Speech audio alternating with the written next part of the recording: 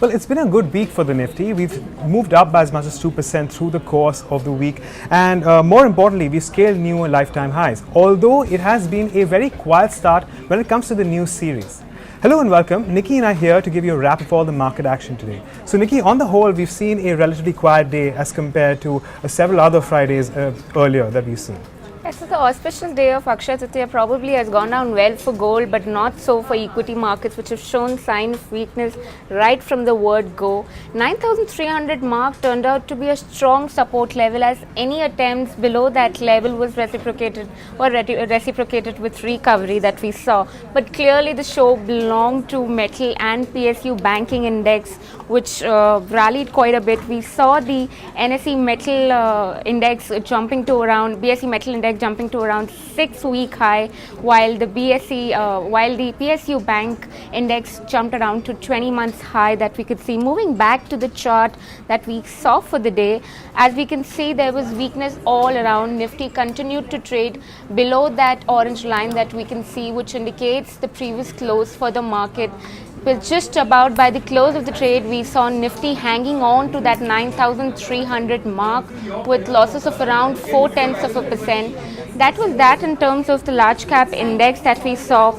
Since it's the first day of new series, how was the activity in F&O space, Agam? Well, like I mentioned, it was a very quiet start for this expiry. Specifically, what we've seen is a little bit of an increase towards open interest, towards fresh shorts.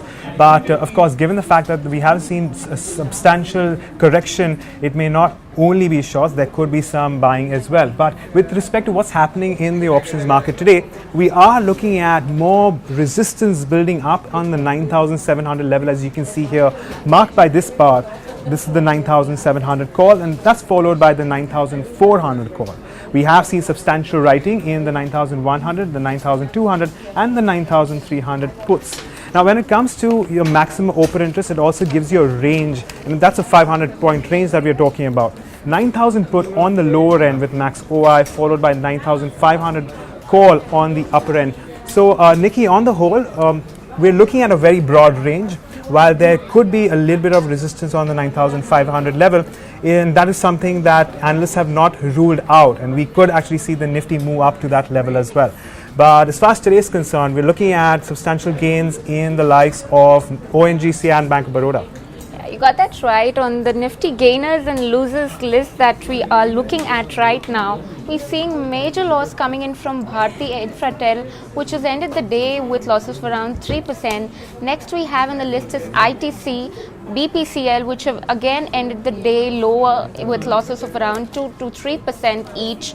On the gaining list, we have ONGC, which is managed to gain around 4%. Then Bank of Baroda also ended the day with gains of around 3%. State Bank of India. So yeah, banking stocks were the ones which have managed to really put up a good show in the dull day of the session. However, how was since this was the activity that we saw in the large cap stock, how did the activity pan out in the broader space, Agam? Well, a little bit of reversal from what we've seen yesterday. So and I'm talking about the reversal in the market breadth. So what's really happened today is that today we're looking at 4 gainers as against 3 losers. And among the losers, I will start with Shilpi Cable Technologies, declining by as much as 10%. Ujjivan Financial, disappointing set of numbers coming in there, also declining by as much as 5.5%. We're seeing correction in Prestige Estates, Indiabulls Real Estate, Delta Corp once again on its decline, with Infibeam Incorporation also declining by as much as 4.5%. Amtech Auto, on the other hand, on the gaining end, we're looking at about an 18% jump there. Federal Bank and Dena Bank from the banking space gaining over 10%, IFCI, Uflex, as well as Syndicate Bank and Canara Bank. Also, a lot of PSU banks, as a matter of fact, featuring there, gaining around 8 to 9% overall.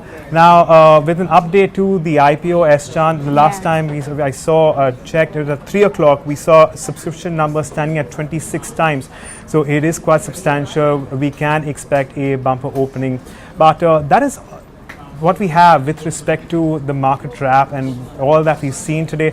Now, Nickey, I don't know about you, but I am extremely excited, not because we are ending this but because this is the last time we will be doing a market wrap, or we are doing a market wrap in this newsroom right now. Well, next time onwards, you will be seeing us in our new newsroom. So for that, well, and yes, there you go.